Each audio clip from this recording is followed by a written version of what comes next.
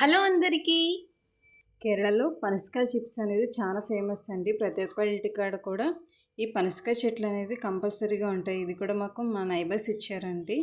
పనసకాయ చిప్స్కి ఇలా పచ్చిగా ఉంటేనే పనస్తలు యూజ్ అవుతాయండి.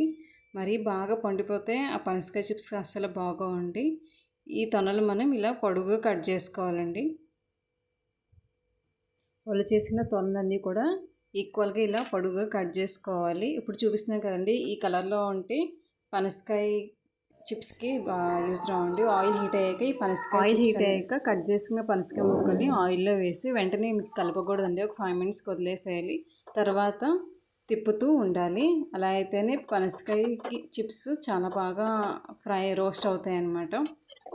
ఇలా గోల్డెన్ బ్రౌన్ కలర్లో డీప్ ఫ్రై చేసుకోవాలి. మనకి వేయనీలేదు తెలిస్తే గరిటె పెడితే ఆల్రెడీ మనకి సౌండ్ వస్తూ ఉంటాయండి. అప్పుడు చిప్స్ అయితే రెడీ అయిపోయినట్టే. ఈ కలర్లో అనేది మనం రానివ్వాలి. ఇవి వేగడానికి అయితే కొంచెం ఎక్కువ టైమే తీసుకుంటాయండి.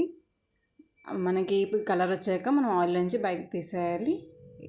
కరకరలాడే చిప్స్ 1 week దాకా నిలువ ఉంటాయి. వీడియో నచ్చితే సబ్స్క్రైబ్ చేసుకోండి. Thank you.